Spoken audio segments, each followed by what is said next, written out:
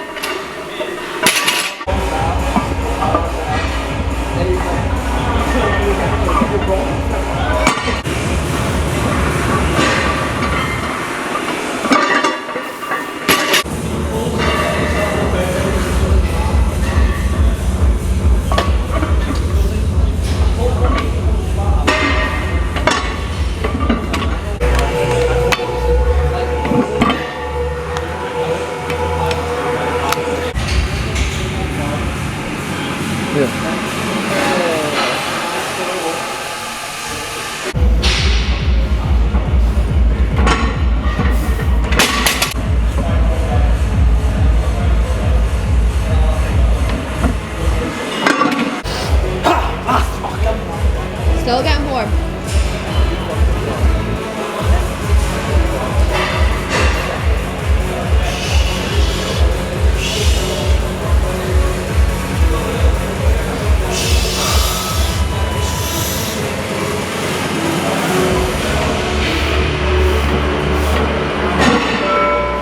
Good.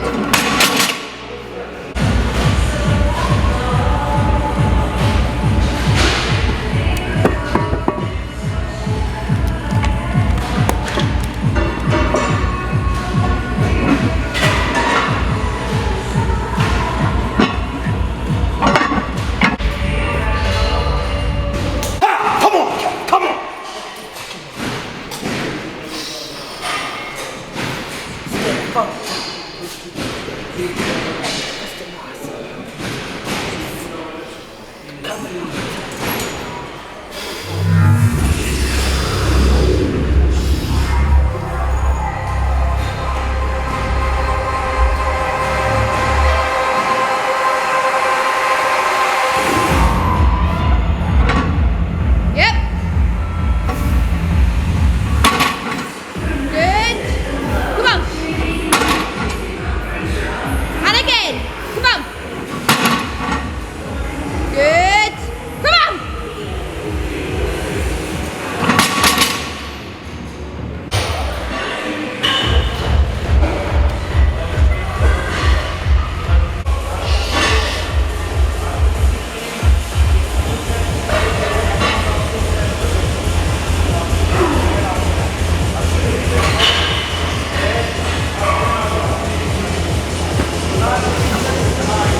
on now.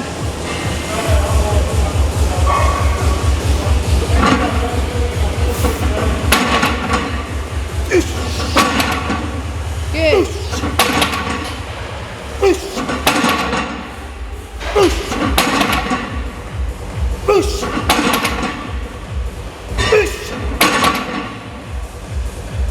Come on. That'll do. To be honest, I feel I could have probably squeezed out 10, but I'm kind of going back and forth between the not 110% fucking myself on deadlift to be able to go into a back session and still be able to put a lot in, because I'm getting to that point now. Obviously I'm competing pretty soon, and I don't just want, not the deadlift have took everything from my session, but if you're pulling 7 plates off the floor for reps, it does take quite a bit out of you, and again, it has maybe a 2% hindrance on the rest of your session. But don't get me wrong, I'll still take my top sets all out, but things like back off sets, that felt like a really good 8, and I think it was 8, wasn't it? Yeah. So, felt like a really good 8, and I am fucked, but I still feel as if I can put fucking everything into the back session. So that's going to be it for training in this video. I'll just catch up with you guys when we're back home.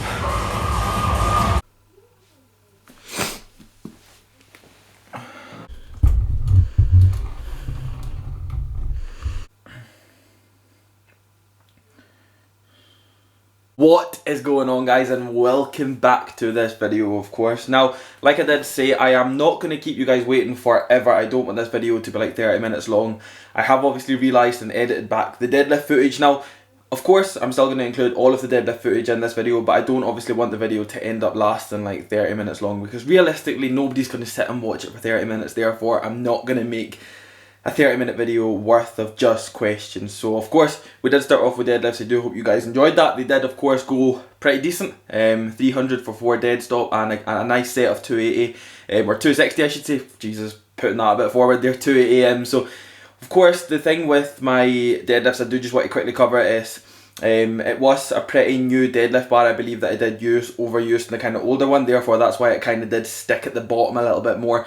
I didn't really get that much off the floor, which is why pretty much it came to a complete dead stop and then the bar just bent straight away. So of course it will be good to get obviously use of, there is a couple of bars, so it'll be good to get used to both of them, get used to both of them. But I am just going to obviously crack on with this Q&A and try and include as many questions as I can within potentially 12 minutes or something like that. But yeah, we'll start off with question number 1. How long would I need to train before entering a novice beginner's bodybuilding competition? So how long realistically do you need to train before thinking about entering a bodybuilding competition? Now this is obviously person dependent, as I know people who have only trained for 2 years and have competed, and I know people who have trained for 20 years and have then just competed. So again, it's totally person dependent obviously on when you feel ready to compete. That's kind of one of the biggest things, but I would always recommend trying to get at least between 3 and 5 years under your belt, male and female. I know that obviously a lot of females do tend to kind of have that urge to jump in a little bit quicker,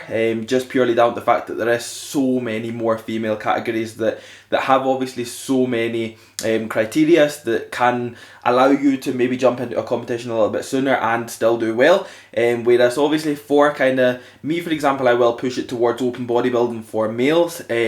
the rest just open bodybuilding. Of course, you do go by some height classes and weight categories, but at the same time I would still recommend, especially for a natural athlete, to get at least 3 to 5 years under your belt, because of course it is going to take a long time. You do need to push food very hard. You need to try and put on as much muscle as possible. You then need to allow time to diet down and get yourself into really good shape. Again, depending on your age, what age are you, how long have you been pushing food for? A lot of these things do come into play, but I would definitely recommend trying to kind of get at least 3 to 5 years under your belt before moving towards obviously the stage side of things and prepping. Who's the better wrestler, Batista or HHH? Personally, I'm just going to cover this one nice and quick. Batista for me, simply just down to the fact that he was a fucking animal. And yeah, physique wise, everything, I just kind of opted towards Batista more than anything else. I am a fan of Triple H, I must admit, but at the same time, I think if you would more so go down the lines of the political side of things and go into everything that side of things, Triple H is probably the better wrestler, but at the same time, for me, Batista definitely takes it. Want to get stronger and not be always hungry. I'm not super lean, plus 16% body fat. Should I increase calories? That's a hard one, because it depends how well you carry 16% body fat. Are you very much out of shape, or are you holding 16% body fat in a very good body composition? So that means that if you're holding 16% body fat in a pretty decent body composition, then you potentially are in that kind of range of being able to increase your calories. But personally, I would probably say get back to a pretty decent position, then obviously worry about getting stronger on the push-up phase. So don't kind of take into consideration, I know that you do want to get stronger right now, but it's pretty hard to the point where you don't want to be pushing up calories on top of a lot of unnecessary body fat. Goal dependent as well. I mean, if your goal is like something like strongman, and your mobility and everything like that, and everything like functionality and that is perfect, and you can move about very well and do everything that you need to do, then that's perfectly fine. You could increase your calories, but at the same time, if your goal is not something like strongman, I would probably opt towards more so pulling back a little bit. Don't stress over your strength levels right now. Pull back, get into a very good position, and then push up the weight, and obviously then you can more so focus on the side of getting a lot stronger. Realistically, that's probably going to be the best position for you, especially at plus 16% body fat. But at the same time, I would need to see what you look like to then be able to tell you what I would guide you towards doing. What age do you think it is suitable to start taking steroids?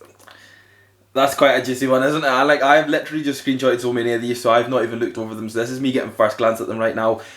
What age do I believe is more suited to start taking steroids? I don't think there is a best age. I don't think there ever will be a best age, but at the same time, I will give my 6 cents on this. I think there is too many youngsters jumping on far too quick. I personally believe anywhere up until 24, 25 years old is too early. We are still literally growing naturally so much, and I think to take everything away from that and jump on a little bit too quick is probably what does hold more so people back whenever they try and push towards obviously their max potential within bodybuilding in general. Now, taking obviously genetics and that out of the equation here, I'm more so thinking of not reaching somewhat of your natural potential first before moving towards the assisted side of things. I think that is what kind of does hold a lot of youngsters back. But I genuinely 110%, of course guys, I'm going to be honest with you, but I think there is far too many youngsters jumping on now, and it's very unnecessary because, I mean, unless you're genetically gifted and by the time you're 22, 23 years old, you're an absolute monster natural and you're ready to move towards the assisted side of things, then I mean, unless you're that 1% of people that could be maybe,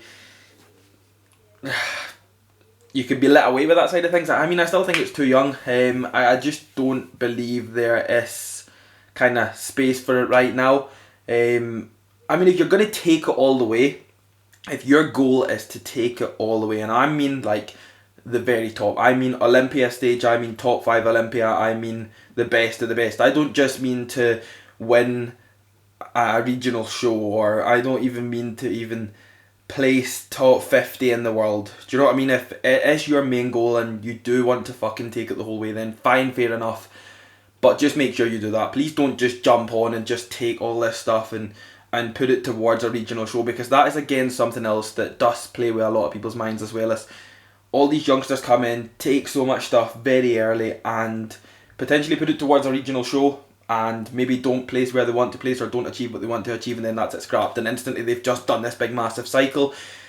Probably don't know where to go now unless they've been under some very, very good guidance that obviously is able to guide you past that. And it's just been, I don't want to say it's been a waste, but in a way it has been. And I think there's just too many. I don't think there's a perfect age to start, but I also don't think you should start very early, like 16, 17, 18, 19, 20, 21, 22, 23, just fucking max everything out. Like we are growing so much. Like me as a 23-year-old right now, I know 110% I have made my most gains from 18 years old to now than what I'm going to make from now till I'm 28, 29. Do you know what I mean? That's literally what's made by natural bodybuilding. Like, you can literally push natural bodybuilding to the absolute most. There's no doubt about it. We can take this further than anybody knows. I know I can take it further than anybody knows.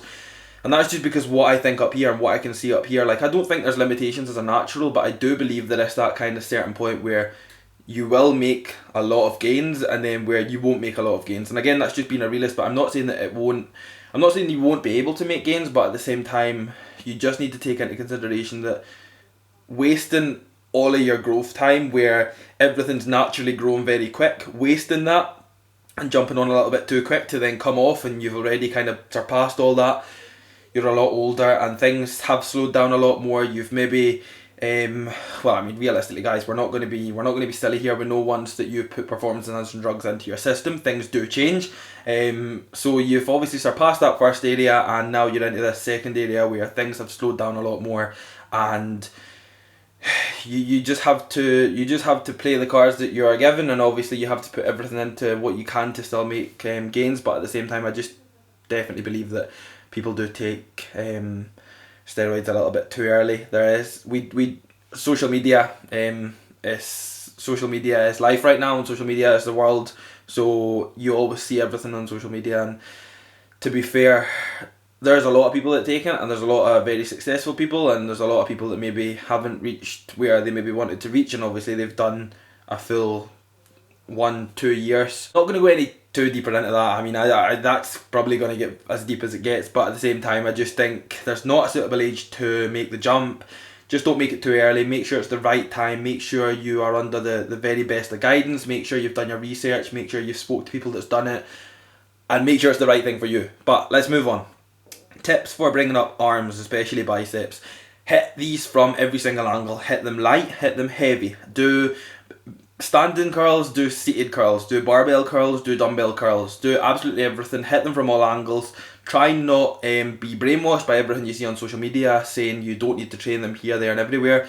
They are not a very big body part, therefore they can build up a lot more volume and take a lot more volume and recover from a lot more volume than maybe something like your back or your chest or something like that. So don't be afraid to implement a little bit more volume in here and there, and potentially implement an arm day if you need to. If your arms are very much lagging, implement an arm day if you need to, but if you don't, then just throw them in at a few sessions over the course of the week, build up volume from there. But they can take a lot more, so don't be afraid to throw in between 3 and 5 more sets for your biceps, because they will be able to recover. It's just up here, if you think they won't be able to recover, then they absolutely won't. But yeah, that's really the only way you can do it. Just light, heavy weights, hit them from all angles, and bring in some more volume. Obviously, just perform more bicep sets, bicep exercises. How many steps are you taking right now, Chris? Will you increase in prep? So right now I'm kind of taking between the kind of 5,000 and 8,000 marks. Not that much, but at the same time it is enough for me to keep progressing within the gym. I'm still able to maximise my performance in the gym and progress, lift new weights, perform high rep sets as well. Like you would see, like 4 plates aside on the Cybex hack for 25 plus reps, 180 kilo squats, 20 plus reps, things like that. Like I'm still able to perform at very high rep ranges, and my cardiovascular system isn't getting fried until like the very end. So I mean, 5,000 to 8,000 steps for me right now, very deep in my off season, is enough. Throughout prep, they probably will get increased, but they won't be like a full goal. They will pretty much just be, I will get up and I will make an effort to go out a walk. Something that I'm obviously not doing right now throughout my off season, and it's just simply down to the fact that if I was getting very sluggish and wasn't able to perform the way I am performing, I would take more to do with that. But because I'm not suffering in performance, I'm not taking anything to do with that as much as maybe some people would say that I need to. But at the same time, I found my sweet spot where I'm performing very well and I'm eating the food that I'm eating and I'm doing the amount of steps that I need to do, so I'm kind of sticking with that. Again, goes back to the term, what's not broken doesn't need fixed, so I will just stay with that. But throughout prep, obviously moving into a fat loss phase, I will do whatever I need to do, whatever I'm told, and realistically that'll probably be to go out a little bit more, get some more steps in, get out a walk. But yeah, they'll probably get increased on prep, but not too much, and there won't be 110% like a necessary goal. Favourite piece of kit at Ultraflex. Now, I'm probably going to be a bore on this one. I'm not going to say any of the fancy technical pieces of equipment because they're just maybe a little bit too technical for me. And again, I was brought up with the basics, so I always kind of more so go towards them. But at the same time, when I moved to Ultraflex, I missed a very good Smith machine, and a Smith machine was always a staple within like my pressing exercises. I would always like to do a high incline Smith, so a shoulder press Smith, and a shallower incline Smith, so an incline chest press on the Smith machine, of course. So that was one that I was very, very, very much looking forward to, and obviously one exercise that I instantly put into my plan, instantly put into my training sessions, and I've probably had the most fun out of it, and that's been the Cybex Smith machine. Moving across, obviously, all of the machines, there's so much. Like, I think that's one of the things that there's literally so much variety. Maybe a more so neutral grip T-bar row, so the Atlantis T-bar row, which actually I've kept in most of my back sessions. That's actually a chest supported row as well. And again, just because of the grip variations, I've been able to perform pretty well in it, therefore, so it's been a favourite. I think I'm probably just going to have to stick with the Smith machine though, because I think I missed it that much and I was very much looking forward to it over anything. But at the same time, there's so much kit and I genuinely would not know where to kind of go first or what to pick. I like all the prime pieces of equipment, but at the same time, some of them are very wide and some of them aren't my go-tos more than anything. But I do very much like them. I'm just kind of always opting for the basic movements more than anything else. And I always, like, I'm still flat barbell pressing, incline barbell pressing, but I do very much like a good Smith machine. And the Cybex Smith machine, for anybody knows, is a very fucking good Smith machine. It's a heavy Smith machine, but it's very good.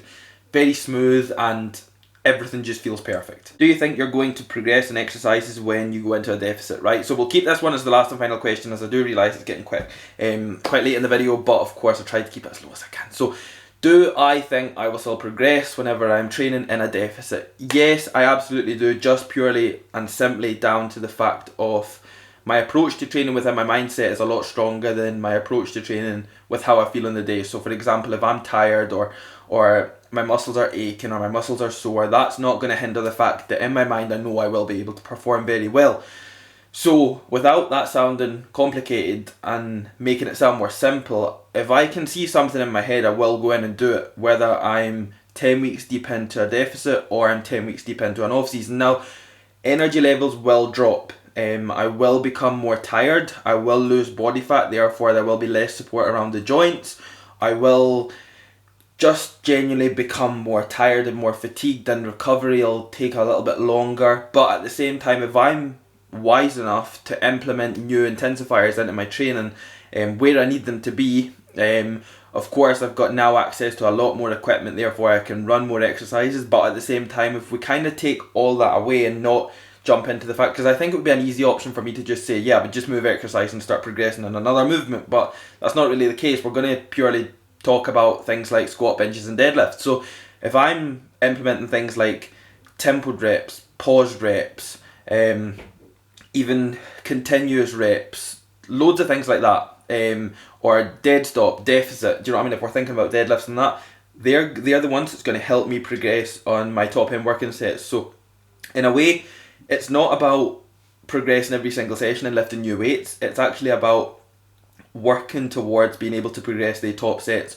over a long period of time. So if I was like trying to progress my 1 rep max every single session, I would start seeing it going back. But what people don't take into consideration is to progress that 1 rep max, you need to work towards that. So you need to be doing the work that's going to help you progress that. So if I think to myself, my all-time PRs that are always going to stay all-time PRs, I would never go into the gym and be like, right, this is a PR at this body weight. I would not get satisfied by that. I would only get satisfied by the weights that I do that I've never done before. So for example, if I was going to do a 3 rep max that I've never done before, then that would give me more, because I would know that I've never done it before. So I mean, it's a hard one as well to kind of go into without. I'm trying to keep it as simple as possible, but I'm terrible at these, because if I try and keep something as simple as possible, I'll just literally go into it too much and tell you a whole story about it. Moral of the story is, if I can see it, I will do it. I will keep progressing. I know I will keep progressing. I done it in my last prep. I was a couple of weeks out and I actually pulled a new 1 rep max. Not that I'm saying that you should definitely do that, and not that I recommend that, but for somebody like me who does focus a lot on what I do within my big basic movements, I am forever looking for progression. I know that there will be sessions that will feel fucking horrendous and I won't progress on, and they will feel very bad to the point where everything will just feel super heavy. I'll have an off day. They always happen. Like, I'm not going to sit here and say that I never have off days and I never have sessions where I don't progress. There's loads of them, but I think that's definitely one thing that is included in absolutely everything that you progress on or you try and progress on. You're going to have fucking shitty days and you're going to have very bad days where you don't progress. We just need to take into consideration that they don't last. So the biggest thing from there is we don't make decisions from something that is here just temporary. So obviously temporary bad days, we don't want to make big massive decisions on something that is only going to be over the course of a day or two. So like, for example, I wouldn't just pull an exercise out because I've had one bad day on it. I would want multiple bad days on it for me to actually be like, right, maybe I will change something to do with this, or maybe I will look into obviously the variables outside of training to make this better. But yeah, I'm not going to ramble on any further, guys. I do see that it's got to like 20 minutes, and realistically nobody's going to fucking sit here for 20 minutes and listen to me. So that is really going to be it for this video, guys. I do hope you have enjoyed this one. Deadlifts, a nice little Q&A. I haven't done a Q&A for ages, so I thought obviously I would bring it to this video, and I'm trying to keep consistent with these videos like I keep saying. I actually do have legs on the cards coming up next, which I'm going to try and get filmed, bring it to YouTube, take you guys through my leg session, which is actually going to be one of my last off-season leg sessions for this year, because prep's happening very soon. But that's going to be it. I do hope you guys enjoyed this one. If you did enjoy it, then again, guys, please do not forget to drop the video a like for me. The support has been unbelievable, so again, guys, please subscribe to the channel if you are new about here, and I will see you all in the next video.